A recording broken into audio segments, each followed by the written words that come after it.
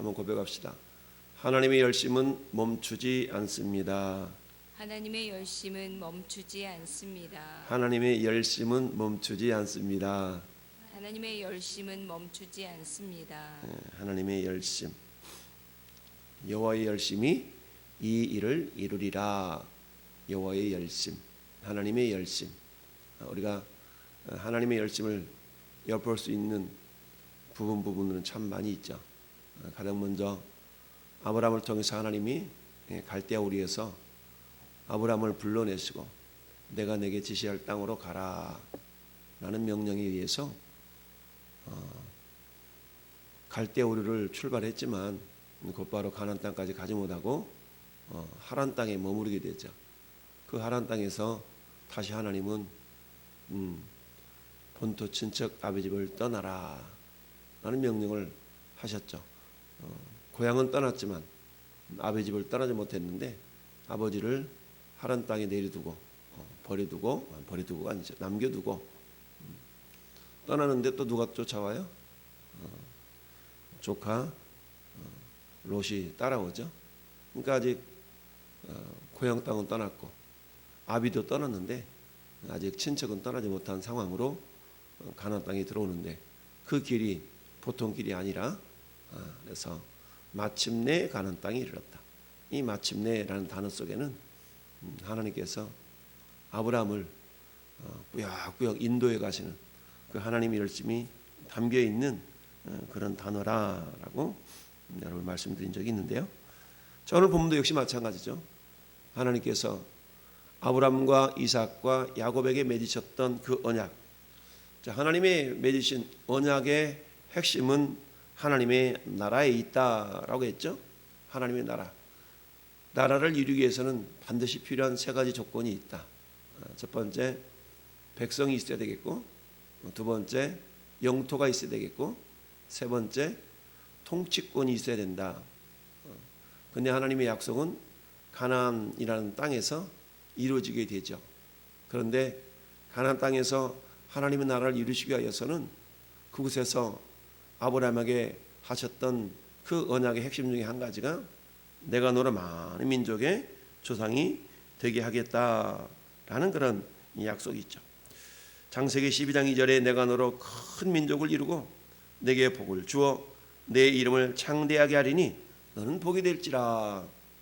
내가 너로 큰 민족을 이루고 하나님이 이 말씀을 하셨을 때에 아브라함의 생리적인 상태, 생물학적인 상태는 75세였고 그 안에 사례는 65세였다. 어찌 보면 혈혈단신으로 고향을 떠났는데 그 아브라함을 향해서 하시는 하나님의 말씀은 너로 큰 민족을 이루겠다 라고 말씀하셨죠. 어찌 보면 얼토당토 않는 그런 말씀을 하나님이 하시는 것은 아닌가 라고 아브라함이 생각할 법도 하죠. 자기 나이를 보건대, 자기 마누라 나이를 보건대 언제 내가 자식 새끼 낳아가지고 그 많은 민족을 이룰 수 있을까. 많은 백성을 이루고 너로 큰 민족을 이루고 어떻게 가능할까. 에이, 우리 하나님 농담도 잘하셔. 아마 이럴 수도 있는 그런 상황이었죠. 그렇지만 이 하나님의 약속은 한 번도 취소되거나 내가 잘못했다야, 내가 약속을 잘못한 것 같다, 이러지 않으신다라는 건데 그 약속이, 그 언약이 아브라함의 자손, 결국 씨를 주셨는데 그 씨가 이삭이죠.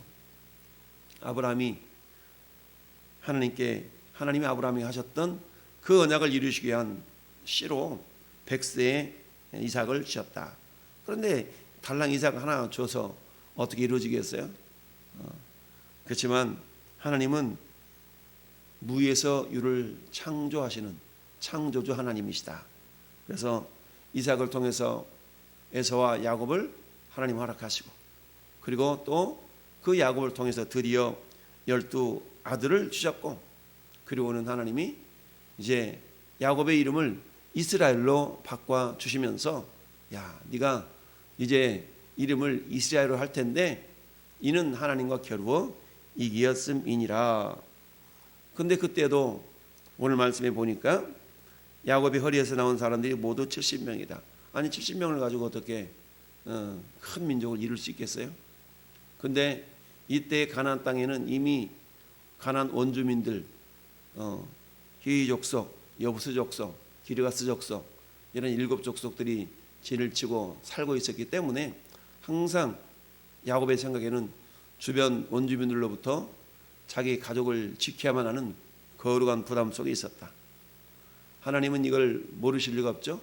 그래서 먼저 요셉을 애굽 땅에 보내셔서 연단하고 훈련하셔서 만 30세에 애굽의 총리가 되게 하시고, 그리고는 이제 아버지 야곱과 자기 형제들을 위하여서 한마디로 말하면 그 가족들이 이제 큰 민족을 이룰 수 있는 그 모판의 역할을 감당할 수 있도록 한 지역을 구별해 주었는데 그 지역이 고센이다. 그래서 고센 땅에 결국 하나님께서는 이 야곱의 가족을 다 인도에 들이셨고, 이 고센이라는 지역은 그야말로 충분하게 이스라엘 백성들이 그곳에서 잘 환경적으로 안정적으로 자랄 수 있는, 그리고 잘 성장할 수 있는 그런 지역이었던 것이죠. 이렇게 해서 요셉이 110세에 죽었으니까, 요셉이 110세에 죽기 전에 요셉 나이가 한 40살 정도 될 때에 그 가족이 다 애굽으로 넘어온 거 아니겠어요? 그러니까 몇 년 동안 약 70년 동안, 그렇죠? 70년 동안 이스라엘 자손들이 12명, 그 12명이 70여 명이 되어서 결국 그곳에서 머물면서 자손을 퍼뜨리기 시작한 거죠. 자, 그러다 보니까 6절에 요셉과 그의 모든 형제와 그 시대의 사람은 다 죽었고, 이스라엘 자손은 생육하고 불어나 번성하고 매우 강하여 온 땅이 가득하게 되었더라. 온 땅이 가득하게 될 정도로, 굉장히 불어났다는 얘기죠. 결국 이 모습을 통해서 우리는 어때요? 하나님께서는 여전히 언약을 이루어 가고 계시는구나 라는 것을 알 수가 있습니다. 여러분, 최초의 언약은 아담과 맺은 언약이죠. 하나님이 에덴에서 아담과 하와를 지으시고 말씀하시기를 생육하고 번성하고 땅에 충만하고 땅을 정복하고 땅을 다스리라, 이 5대 문화 명령이라고 그러는데, 하나님은 아담과 하와를 지으셔서 여전히 어때요? 아담과 하와에게 맺으신 그 언약은 생육하고 번성하고 땅에 충만하고 정복하고 다스리는 거였습니다. 그런데 죄 때문에, 사단에 의해서 죄 때문에 에덴 동산에서 그 일이 이루어지는 것을 방해를 받게 되었죠. 그래서 어떻게 됩니까? 에덴 동산에 쫓겨나게 되었지만 그러나 그 하나님의 언약, 하나님의 계획은 멈추지 않는다라는 얘기죠. 그래서 새롭게 하나님은 그야말로 노아 가족을 통하여서, 노아의 8 식구를 통하여서 새롭게 그 언약을 이행해 가기를 원하셨고, 그리고 노아의 후손 가운데 노아의 10대 후손으로 결국 아브라함이 태어나게 됩니다. 자, 그 아브라함을 통해서 하나님 맺으셨던 그 언약은 이삭에게 그리고 야곱에게 이루어져 갔던 것이죠. 그런데 그 언약의 핵심이 백성과 통치권과 그리고 땅이라 그랬는데, 하나님의 언약을 이루실 땅은 가나안이라는 그런 지역이었죠. 가나안. 그런데 지금 번성한, 매우 강하여 번성하고 온 땅에 가득하게 되었더라. 자, 7절 말씀을 보면 4번의 강조가 있다라고 우리가 볼 수가 있습니다. 사중 강조다. 이스라엘 자손은 생육했어, 불어났어, 번성하고 매우 강하여 온 땅에 가득하게 되었더라. 불어났어요? 번성했어요? 매우 강했어요? 가득하게 됐다. 마치 우리가 고린도전서 15장 58절 말씀을 우리가 보면, 그러므로 내 사랑하는 형제들아 견실하며 흔들지 말며 항상 주의 일에 더욱 힘쓰는 자들이 되라. 4중 5중의 강조의 말씀을 우리가 본 적이 있죠. 이런 것처럼 하나님의 언약의 말씀을 따라서 이스라엘 백성들이 지금 애굽 땅에서 생육하고 번성하고 온 땅이 가득히 넘치도록 이렇게 불어나게 되었더라.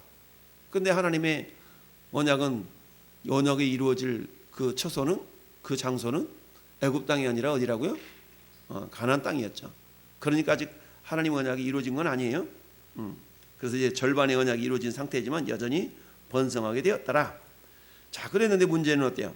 요셉을 알지 못하는 새 왕이 일어나서 애굽을 다스리면서 문제가 발생하게 되었죠.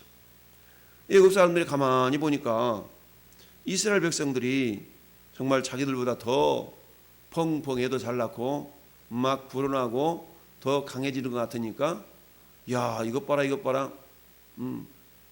굴러온 돌이 박힌 돌 빼내려고 그러네. 이럴 때면 이런 우리 속담이 있는 것처럼, 야, 그러다 보니까 자, 우리가 그들에게 대하여 지혜롭게 하자. 애굽 사람들이 짜낸 지혜로움이라는 것은 뭐예요? 이스라엘 백성들이 더 번성하지 못하도록 괴롭게 하자는 얘기죠. 그래서 어떻습니까? 그들에게 정말 일꾼을 삼아서 무거운 짐을 지게 하고 괴롭게 해가지고 어때? 결국 국고성 비돔과 라암셋을 건축하게 하니라. 그들은 이 이스라엘 백성들을 믿을 수가 없었죠. 적들과 연합해서 우리 민족을 오히려 우리를 이렇게 해롭게 할 수 있는 그런 가능성이 있는 거 아니냐라고 하면서 학대를 했다. 그런데 학대를 받을수록 더욱 번성하여 퍼져나가니 애굽 사람이 이스라엘 자손으로 말미암아 근심하게 되었어. 근심거리도, 야, 큰일 났다 이거. 저놈들 더 커지면 우리를 다 밀어내는 거 아니야? 요즘 우리나라 이주민들이 굉장히 많죠. 그래서 우리는 이미 단일민족이라는 용어 자체가 어울리지 않는, 그래서 이미 우리는 다문화 또는 다민족 사이에 접어들었다라고 신학자들이 말을 하고 있습니다. 그래서 이스라엘 자손에게 일을 엄하게 시켜서 어려운 노동으로 그들의 생활을 괴롭게 했어요. 흙이기기, 벽돌 굽기, 농사일, 한마디로 말하면 종 삼은 거죠. 종 삼아서 눈코 뜰 새 없이 막 힘겹게 이렇게 괴롭히는 인생이 되었다. 자, 이게 보니까 정말 이스라엘 백성들이 생육하고 번성하고 충만한 이 모습은 한마디로 말하면 언약에 신실하신 하나님의 은혜였다. 그런데 문제는 뭐예요? 그 장소가 애굽 땅이었던 거죠. 그리고는 애굽 사람들이 요셉이 살아있는 날들 동안에는 서로 호의적이었고 관계가 좋았는데 요셉이 이제 죽고 그 요셉을 잊어버린 세대, 8절에 요셉을 알지 못하는 새 왕이 일어나 애굽을 다스리니 이래죠. 그러니까 어떻겠습니까? 정책이 전혀 다르게 변화될 수밖에 없죠. 우리나라도 보면 어떻습니까? 민주당, 국민의힘, 그게 우파 정부, 좌파 정부 이렇게 우리가 흔히 생각할 수 있는 그런 어떤 두 정부가 번갈아 가면서 정권을 이렇게 가질 때마다 전혀 어떤 이 나라를 통치해가는 방식 자체가 다르다 보니까 헷갈리는, 국민들만 헷갈리는데, 이런 일들이 계속 이렇게 바뀌어가면서 결국 나라가 발전하기는 하지만 거기에서 고생하는 것은 누가 고생해요? 국민들이 고생하죠. 이런 일들이 지금 이스라엘 백성들 사이에 일어나게 되었다라는 얘기입니다. 자, 이런 하나님의 언약이 이루어지기까지는 어때요? 여러 가지 우여곡절이 많이 있더라. 그리고 어때? 백성들에게는, 이스라엘 백성들에게는 여러 가지 어려움이 임하게 되었다라는 겁니다. 그러니까 하나님이 그 당신의 언약을 이루시기까지는 하나님이 열심히 멈추지는 않고 있지만, 그러나 그 과정 속에서 이스라엘 백성들에게는 여러 가지 어려움에 봉착될 수밖에 없는 그런 현실이 있었던 것이죠. 그러나 중요한 것은 어때요? 그런 상황 속에서 하나님이 멀찌감치 바라보고 계신 것이 아니라 그곳에 함께 하신다는 사실이에요. 할렐루야. 오늘날도 마찬가지입니다. 하나님은 저와 여러분들을 불러내서 이제 그리스도 예수 안에서 새 언약의 일꾼들을 삼으신 것이죠. 언약의 핵심은 하나님의 나라라고 그랬어요. 그렇다면 이 땅에서 하나님의 나라는 영원한 하나님의 나라의 모범, 모델이다, 모형이다라고 우리는 생각해 봅니다. 그래서 이 땅에서 어떻게 하나님의 나라를 이끌어 가느냐, 이루어 가느냐가 저 영원한 하늘나라에 정말 저와 여러분들이 어떻게 하나님께 쓰임 받느냐가 결정이 된다라고 늘 말씀을 드립니다. 그렇다면 이 땅에 있어서 하나님의 나라는 먼저 어디에 이루어집니까? 우리의 심령 속에 이루어지는 것이죠. 하나님 나라가 여기 있다 저기 있다 그래도 너희가 휩쓸리지 말아라. 하나님의 나라는 이미 너희 안에 있다. 우리 안에 하나님의 나라가 이루어져야만이 심령 천국, 심령에서 하나님의 나라가 이루어진 자들을 통하여서 하나님의 이 땅에서 하나님 나라를 이루어가면서 영원한 하나님의 나라, 영원한 천국에서의 그 나라를 우리 하나님이 완성시켜 나가는 것입니다. 그런데 이스라엘 백성들이 애굽 땅에서 당하였던 여러 가지 고난과 역경과 환난, 그리고 우리가 잘 아는 것처럼 마침내 430년 만에 이제 애굽을 떠나서 가나안 땅으로 들어가는 그런 그야말로 언약의 완성, 그런 삶을 이스라엘 백성들이 이루어가는 것을 우리는 알 수 있습니다. 그런 것처럼 이들이 지금은 여러 가지 역경과 환난 속에 헤매고 있지만 하나님은 반드시 이들을 가나안 땅으로 인도에 들이시는 그런 과정이 있다는 것을 우리는 이미 성경을 통해서 알 수 있잖아요. 그런데 이스라엘 백성들의 그 입장에서는 어때요? 어느 때나 우리가 들어갈 수 있을까? 어느 때나 들어갈 수 있을까? 라는 그런 고민과 고통 속에 나날이 살아가고 있는 거 아니겠습니까? 우리들도 마찬가지죠. 힘들고 어려우면 아이고 언제나 그날이 올래나 라는 그런 생각을 갖는 경우가 있는 것처럼 이스라엘 백성들도 그러지 않았겠어요? 분명히 하나님은 우리를 저 가나안 땅으로 들어가게 하시겠다라는 그런 약속이 분명히 우리 조상들을 통해 해주셨는데 그날이 언제나 올래나라는 그런 고민들이 충분히 있을 수도 있다라는 얘기입니다. 그러나 우리가 잊지 말아야 될 것은 어때요? 하나님의 약속, 하나님의 언약은 멈춰진 적이 없다. 그 언약이 멈춰지지 않도록 하기 위해서는 하나님의 열심, 그 하나님의 열심이 항상 이스라엘 백성들과 함께 하였다라는 사실이죠. 오늘날도 마찬가지입니다. 하나님 우리를 그 새 언약의 일꾼들로 우리를 불러주시고 그 언약을 이루어가기를 원하신다. 마태복음 11장 12절의 말씀처럼 자 세리요한의 때부터 천국은 침도를 당하는데 침노하는 자는 빼앗느니라 라고 말씀하면서 저는 여러분의 믿음이 침노하는 믿음이 되기를 원하십니다. 왜요? 지금 눈에 보이는 이 세상은 눈에 보이지 않는 사단의 세력에 의해서 그야말로 하나님의 백성들이 늘어나지 못하도록 방해하고 회방하고 어떤 영적인 박해를 받는 그런 모습들이 우리에게 있다라는 것을 우리가 알 수가 있습니다. 그럼에도 불구하고 우리가 위로를 받는 것은 뭡니까? 우리 주님이 내가 너를 떠나지 아니하며 내가 너를 버리지 않는다라는 얘기죠. 심지어는 우리를 성전 삼으셔서 너희가 하나님의 성전인 것과 하나님의 성령이 너희 안에 거하시는 것을 너희가 알지 못하느냐?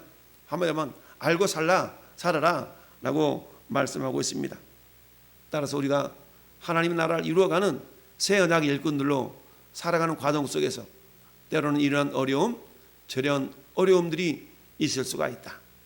그렇지만 야고보 사도 입술을 통해서 말씀하셨던 것처럼 너희가 여러 가지 시련으로 말미암아 잠깐 근심하게 되지 아니할 수 없었으나 오히려 크게 기뻐하도다. 이는 너희 믿음의 시련이 인내를 만들어 내는 줄 알미라. 인내를 온전히 이루라. 이는 너희를 온전하고 구비하여 조금도 부족함이 없게 하려 함이라. 이 하나님의 약속의 말씀 우리가 믿음으로 받을 때에만이 우리는 어때요? 이 땅에 당하는 여러 가지 시련 속에서도 넉넉히 견디며 이겨낼 수가 있다라는 얘기죠. 오늘도 하나님 우리를 통해서 그 하나님의 언약을 성취해 가기를 원하십니다. 언약의 핵심이 하나님의 나라라고 그랬어요. 그래서 우리는 이제 그리스도 예수 안에서 그 언약을 성취시켜 나가는 주인공들로 부름을 받은 줄 압니다. 그 언약이 이루어지기까지는 어때요? 여전히 마귀의 손아귀에 있는 영혼들을 자 건넌 마을에 베다니 가보면 베다니 맞은편에 가보면 매여 있는 나귀와 새끼가 있을 거야. 풀어 끌어와라 라고 주님 말씀하셨던 것처럼 우리는 마귀에게 매여 종노릇하는 그 영혼들을 주님께로 인도해서 하나님 나라를 확장시켜 나가야 되는 새 언약의 일꾼들임을 기억하면서 오늘 하루도 그 사명을 잘 감당할 수 있도록 주님과 교통하며 주님의 능력을 덧입는 복된 하루가 되기를 예수님의 이름으로 축원을 드립니다. 아멘.